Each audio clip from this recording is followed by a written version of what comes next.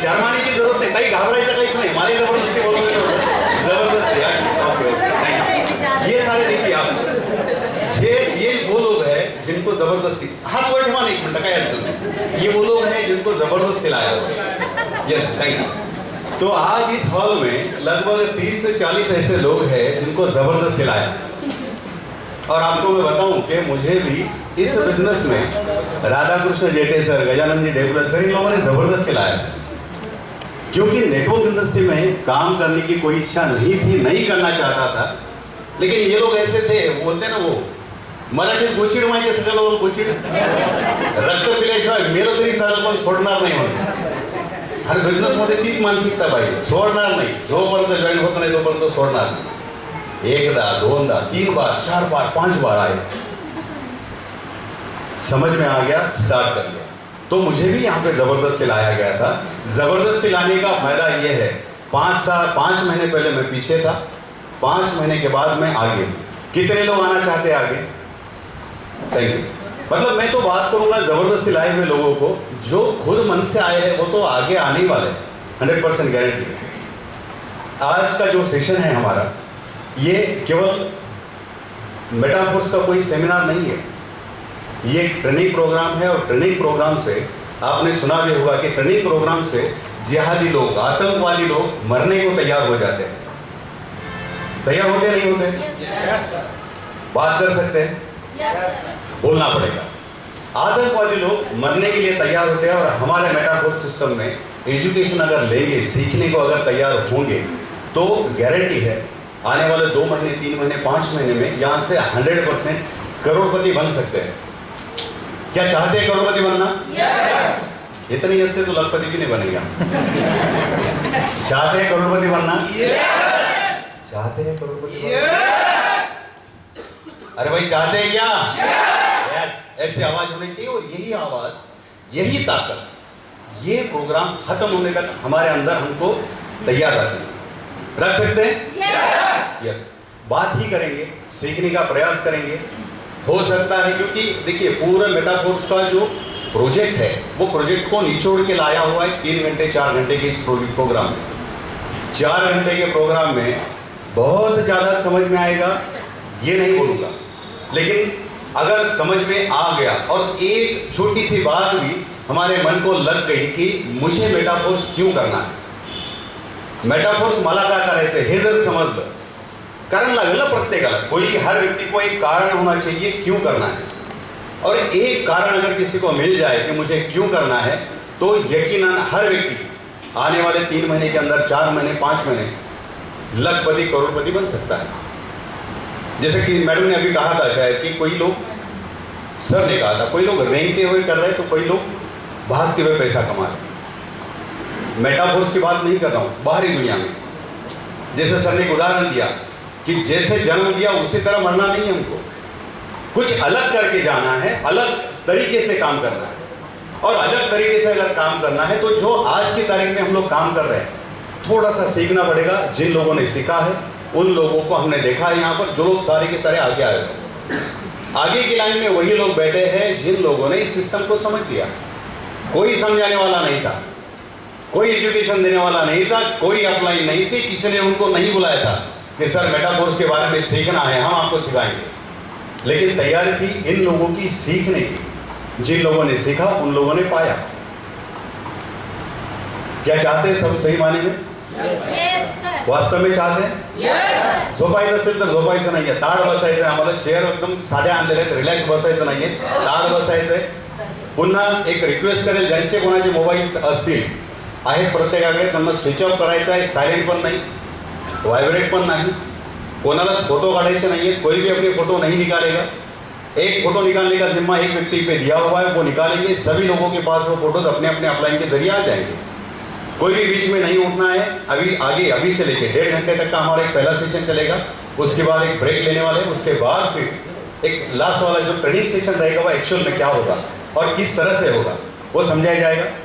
लेकिन मैं एक बार फिर से ऐसा जानना चाहूँगा कि जिन लोगों ने मेटाफोर्स को ज्वाइन नहीं किया, क्योंकि ये प्रोग्राम था आज केवल ज्वाइन लोगों के लिए, जिन लोगों ने इस प्रोजेक्ट में एंट्री ली है, लेकिन क्या ऐसे कोई साथी है जिन्होंने मेटाफोर्स में एंट्री नहीं ली लेकिन वो इस हॉल में है?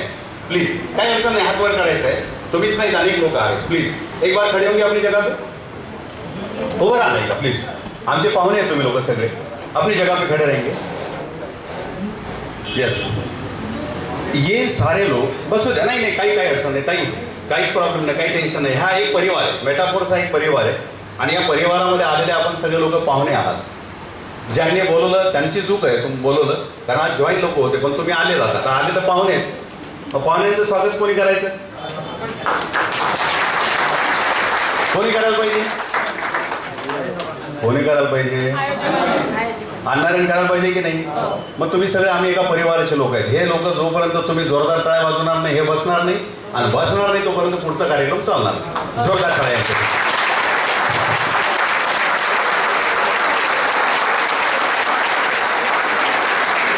Thank you. आपस में किसी को भी बात नहीं करनी है.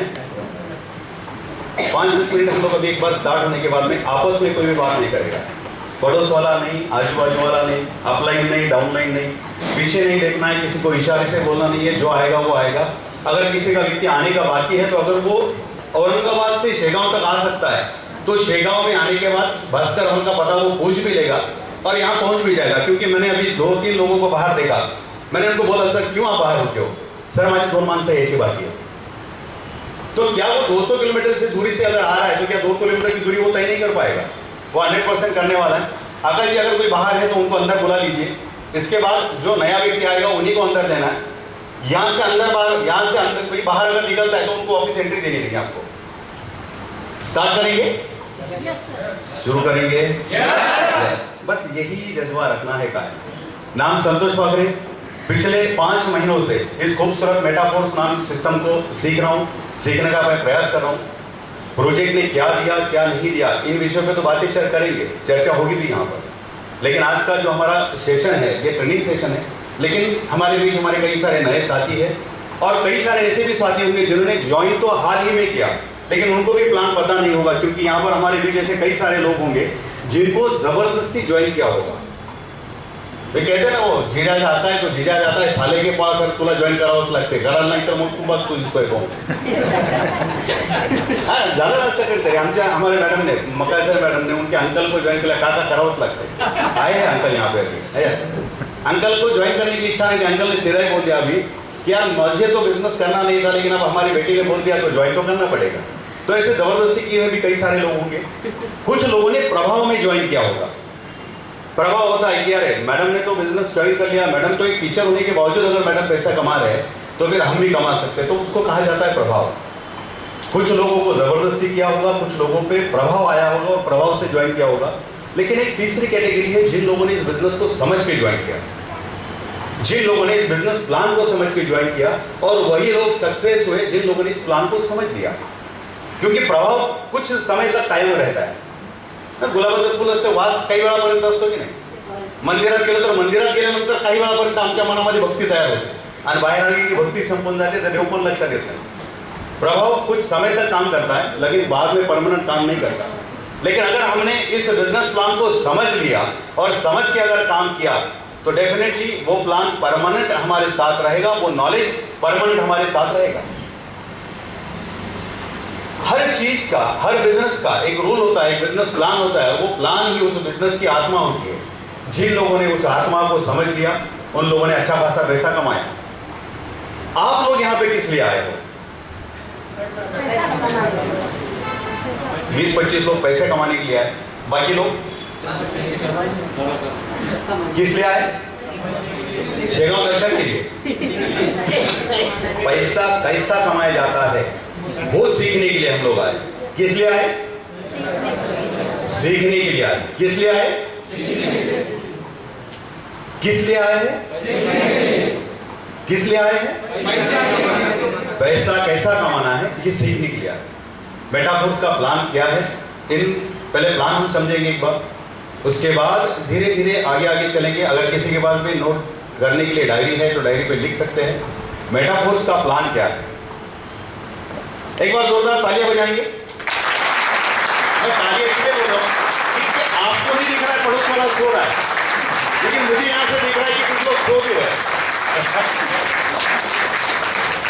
ये तालियां बार बार बीच में बजाते चलेंगे, तो अगर मैं तालियां बजाऊंगा क्या बोलूंगा आपको, तो आपको ये समझना है कि आपके पड़ोस में कोई सोया हुआ है। और अगर सोया हुआ है तो आपका काम है आजू बाजू में देखते हुए रहना है, सिर्फ आगे भी नहीं देखे, बाजू में भी देखे और देखे। और अगर कोई पड़ोस वाला सो रहा है तो बिल्कुल एकदम छोटी सी चीटी उसको ले, वो भी परेशान होना चाहिए, साला किसने काट दिया। ठीक है, तो मैं ताली बजाने के बोलूंगा तो सोच लेना है कि हमारे पड़ोस में कोई सोया हुआ है। सोना नहीं है, देखिए सोने तक, यस सोना नहीं चलेगा, रोना चलेगा।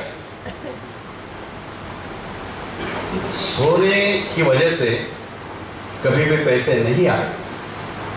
हमारे बीच कई सारे साथी ऐसे हैं जो लोग सफर करके रात को 1 बजे 2 बजे 3 बजे यहाँ पहुंचे और 3 बजे पहुंचने के बाद सुबह 7:30 बजे हॉल पे आ गए कि सर यहाँ पर कोई तैयारी करनी है क्या। तो आइए चलते हैं, मेटाफोर्स प्लान क्या है। मेटाफोर्स जो प्रोजेक्ट है हमारा, लाइट बंद करूँ अच्छे से, हाँ ये दोन चालू बंद करावं लागतील मला, थोडंसं लक्ष ठेवा सर। लाईटचं बटन सर, हे लाईट बंद करा प्लीज, त्या बोर्डवर आहे बटन, जे त्या बोर्डजवळ बसले त्यांना तो त्रास असणार आहे लाईटचा। Yes yes yes. Metaforce plan क्या है, प्रोजेक्ट का नाम मेटाफोर्स, और जिन्होंने इस प्रोजेक्ट को बनाया मिस्टर लाडो खांतिको रशिया से है। माइक्रोसॉफ्ट कंपनी में as a senior software developer करके मिस्टर लाडो सर का एक्सपीरियंस है लगभग 13 सालों का। मिस्टर लाडो सर 13 सालों का एक्सपीरियंस,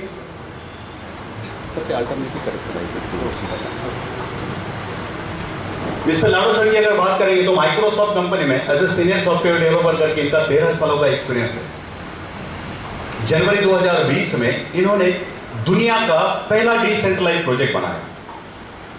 दुनिया का पहला डिसेंट्रलाइज मतलब नेटवर्क इंडस्ट्री में डिसेंट्रलाइज सिस्टम भी हो सकता है, ये मिस्टर लाडो सर ने दुनिया को दिखा दिया। तो डिसेंट्रलाइज अगर इन्होंने बनाया तो सेंट्रलाइज सिस्टम क्या होता है, सेंट्रलाइज सिस्टम भी तो हमको देखना पड़ेगा। तो सेंट्रलाइज तरीकों में आज तक कई सारे लोगों ने नेटवर्क में काम किया, कई सारी कंपनियों हमने काम किया, और अभी जैसे कि हमारे अंकल ने मुझे सवेरे बताया कि सर ऐसे कई सारी कंपनियां आई और उन कंपनियों में मैंने काम भी किया। सर सही, आपने मुझे बताया सुबह कि हमने कई सारी कंपनियों में काम किया। हम में से भी कई सारे ऐसे साथी होंगे जिन्होंने नेटवर्क में काम तो किया, लेकिन काम करते समय हमारे मन में यह डर था कि उन कंपनियों में काम करने से पैसा जाता है, नुकसान होता है, क्योंकि उन कंपनियों को कंट्रोल करने वाला एक व्यक्ति विशेष होता है, जहां पर कोई इंसान होता है उन कंपनियों को चलाने वाला। मिस्टर लाडो सर ने जो प्रोजेक्ट बनाया 100% डिसेंट्रलाइज प्रोजेक्ट है। तो डिसेंट्रलाइज है तो सेंट्रलाइज क्या है, ये हमको देखना पड़ेगा। सबसे पहले अगर हम बात करेंगे तो सेंट्रलाइज सिस्टम में एक कंपनी हुआ करती है, उस कंपनी को एक एमडी सीएमडी होता है, उस कंपनी को एमडी सीएमडी होता है, उसका कोई मालिक होता है, उसका कोई ऑफिस होता है, और उस कंपनी के प्रोडक्ट्स भी होते हैं। आपने देखा भी होगा कि कई सारे ऐसे साथी हैं जो 20-25 सालों से लगे हैं नेटवर्क इंडस्ट्री में, पैसा कमाना चाहते थे लेकिन पैसा नहीं बना पाए। कारण यह था कि वहां पर सक्सेस रेशो 10% पर है। मैंने कई सारे लोगों को देखा है आज भी जो लगे हैं 10-20 सालों से प्रोडक्ट बेचने में। आज भी हम देखते हैं थैलियां भर भर के पैसे लेके जाते, प्रोडक्ट लेके जाते हैं और बेचने का काम करते हैं। कारण ये नहीं है उनको आनंद नहीं है प्रोडक्ट बेचने के लिए। Network industry product selling industry नहीं है, ये कंसेप्ट सेलिंग इंडस्ट्री है। अगर पड़ोस में सो रहा है तो आप देख सकते हैं आजू बाजू में, तो ये प्रोडक्ट सेलिंग इंडस्ट्री है। तो प्रोडक्ट सेलिंग नहीं करना है, नेटवर्क को प्लान सेल करना है, बिजनेस को प्लान को सेल करना है। लेकिन लोग प्लान सेल नहीं कर पाते तो प्रोडक्ट बेचते रहते हैं। लेकिन प्रोडक्ट बेच के हम थोड़ा बहुत पैसा बना सकते हैं, ज्यादा पैसा नहीं बना सकते। और सेंट्रलाइज सिस्टम में एक एडमिन हुआ करता है, उस एडमिन के पास सारे कंट्रोलिंग होते हैं।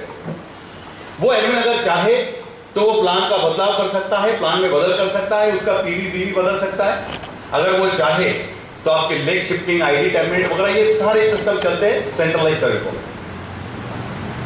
और सेंट्रलाइज तरीकों में आपने देखा होगा कि बैंक के खाते हुआ करते हैं और यहाँ पे पैसा लोग स्टोर करते हैं।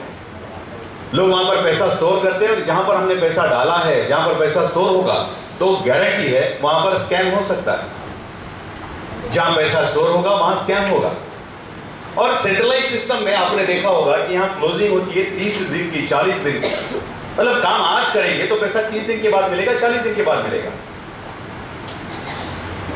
ऐसा कोई है व्यक्ति जिन्होंने नेटवर्क में काम तो किया लेकिन पैसा नहीं बना पाए? मेटाफोर के अलावा किसी और इंडस्ट्री में काम किया होगा?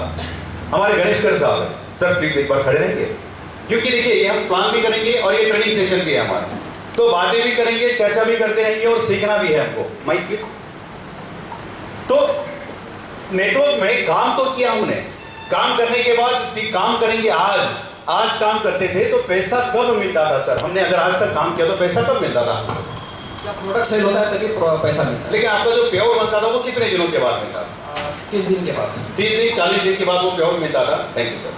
तो आज काम करेंगे, पैसा मिलता था 30 दिन 40 दिन के बाद। तो ऐसा क्यों? क्योंकि एक कहावत है कि अगर मजदूर को उसकी मजदूरी, उसका पसीना सूखने के पहले अगर मिल जाए तो उसके लिए खुशी की बात होती है। सही है गलत है? सही है गलत है? देखिए इतने जोर से बात करने के सोने वाले को उठना पड़ेगा, सो रहे कई सारे लोग। पैसा तुरंत मिलना चाहिए या लेट मिलना चाहिए? यस।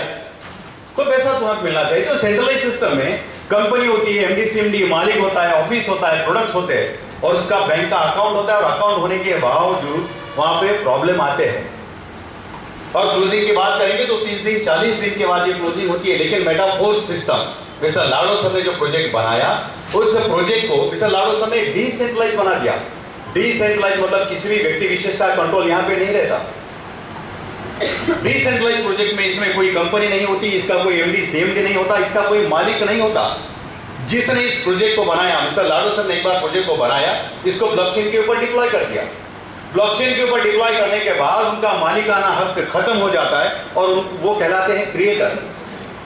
वो क्रिएटर कहलाते हैं, वो भी आपके हमारी तरह यहाँ पर अपना खुद का एक आईडी लेते हैं और आईडी लेके पूरी दुनिया में उनके बाद में काम स्टार्ट हो जाता है। डिसेंट्रलाइज सिस्टम में यहाँ कोई प्रोडक्ट नहीं होता, मतलब उनको कोई प्रोडक्ट लेना नहीं है, कोई प्रोडक्ट बेचना नहीं है। और आपने भी देखा होगा किसी के घर को आप गए प्लान लेकर, आपने बताया तो लोगों को तो पहले ही डर लग जाता है कि अभी गणेशकर सर आ गए तो अब ये कोई तो भी नेटवर्क का प्लान लेके आए होंगे। तो आप जैसे जाते हो तो सामने वाला पहले बोलता है कि बायला काही तुम्ही ते नेटवर्क बटवके असं तर काही सांगू नका। ऐसा किसी के साथ हुआ क्या कि हम किसी के घर को गए तो हमने प्लान शुरू करने के पहले ही सामने वाले ने मना कर दिया? ऐसा हुआ किसी के साथ में? यस। अगर जिनके साथ हुआ है मतलब वो सक्सेस की रेशो के ऊपर बढ़ रहे, वो सक्सेस की सफलता की ओर बढ़ रहे। तो होता यह है कि हम जाते हैं, उनको प्लान भी बताते नहीं है, प्लान वो सुनते भी नहीं है, लेकिन पहले ही बोल देते हैं कि सर ते मला अशा कंपन्यांमध्ये इंटरेस्ट नाही हो, मला अशा कंपन्यांमध्ये माहिती अशा याच्यात काही पैसा येत नाही। फिर हम उनको बोलते हैं कि सर आपने क्या मेटाफोर सुना? हो, मला मागच्या वर्षी जानेवारी महिन्यात त्याच्याबद्दल माहिती मिळाली होती। मुझे एक व्यक्ति का फोन आया अपनी टीम से, सर बोले सर मेटाफोर्स पिछले जनवरी में शुरू था। मैं बोला नहीं सर पिछले जनवरी में तो ये हमारे साथी जो थे ये तो ज्वाइन थे मेटाफोर्स में। मैं बोला सर अभी ये मेटाफोर स्टार्ट में होके 5 महीने पूरे हो चुके हैं। 29 जून 2022 को ये प्रोजेक्ट लॉन्च हुआ। तो आपके दोस्त पहले ज्वाइन कैसे थे? लाडो सर के पहले ज्वाइन थे क्या? तो ऐसा कई सारे लोग ये भी बोल देते कि मेरे पास ये प्लान आज के 1.5 साल पहले आया था, लेकिन हमने उस समय इसको ज्वाइन नहीं किया। तो कई सारे उदाहरण आपके पास आए होंगे। तो यहाँ पर कोई प्रोडक्ट नहीं खरीदना, लोगों के मन में नेटवर्क इंडस्ट्री को लेकर जो प्रॉब्लम है, क्योंकि मैंने अक्सर देखा है कई सारे लोग अपने घर में प्रोडक्ट पसंद नहीं आते तब भी जबरदस्ती लेके चलते हैं। अपलाइन अपना बिझनेस बढ़ाने के लिए डाउनलाइन को बोलते सर या महीन्याचं टार्गेट है 10,000 रुपये की सगळ्याला खरीदी करायची है। सब लोगों ने अगर 100 लोगों ने 10-10 हज़ार रुपये की खरीदारी कर ली तो इसका बड़ा वॉल्यूम बन गया, अपलाइन का सक्सेस, अपलाइन का इनकम बढ़ गया। लेकिन मेटाफोर सिस्टम में कोई प्रोडक्ट नहीं है, प्रोडक्ट लेना नहीं है, कोई प्रोडक्ट बेचना नहीं है, मतलब लेने खरीदने की और बेचने की झंझट से हम दूर हो गए। और मेटाफोर सिस्टम की बात हम करेंगे तो यहाँ पर कोई एडमिन नहीं होता। एक बार प्रोजेक्ट बन गया, ब्लॉकचेन के ऊपर डिप्लॉय कर दिया और डिप्लॉय करने के बाद में बदलाव करने का अधिकार उस व्यक्ति को भी नहीं जिसने इसको बनाया होता है। और आज दुनिया भर में छाया हुआ बिजनेस है, लाखों लोगों ने करोड़ों रुपए कमाए इस बिजनेस में, लेकिन इतना करोड़ों रुपए का टर्नओवर हो रहा है, इतना बिजनेस आ रहा है, इतना पैसा आ रहा है, लेकिन सिंगल बैंक का खाता भी मिस्टर लाडो सर ने यहाँ पर नहीं दिया। मतलब ये हमारे लिए, सर यांचा मोबाईल असेल स्विच ऑफ करा सर प्लीज, लाईट लागला की 4 लोकांनी त्या मोबाईलकडे पाहिजे। काय वाजतोय का मोबाईल वाल्यांसाठी?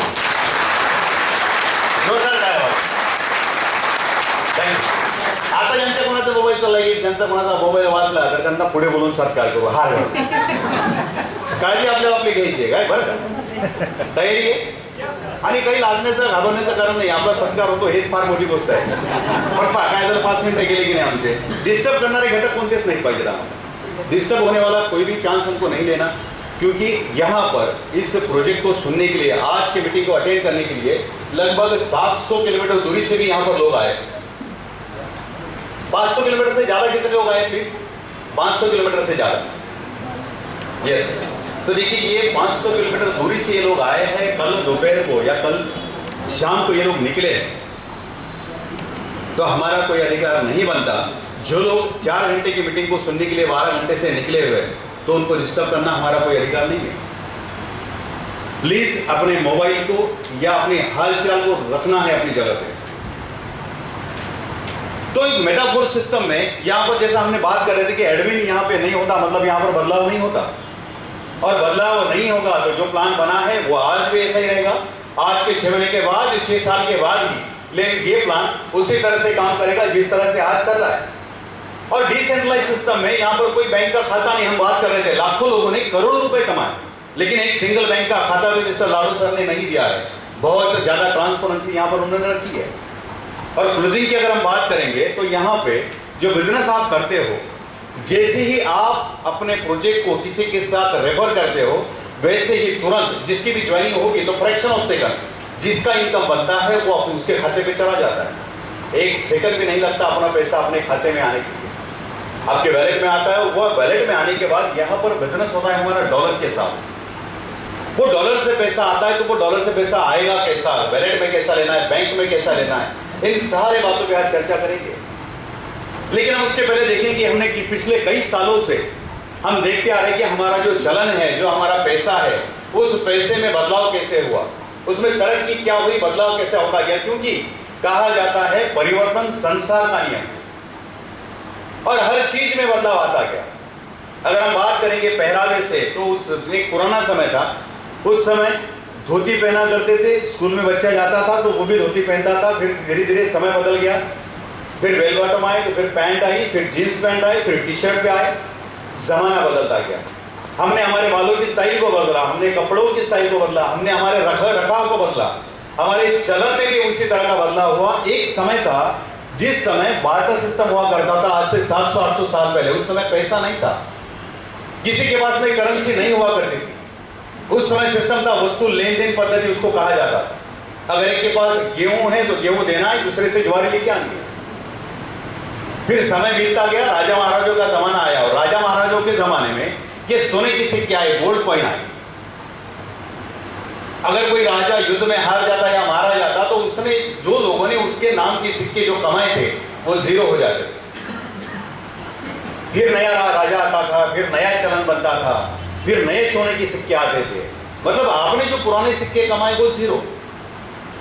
फिर परिवर्तन आया, क्योंकि जरूरत नए आविष्कार का निर्माण करती है, और जरूरत जैसे जैसे बनती गई उस तरह से हमारा चलन भी बनता गया, बदलता गया.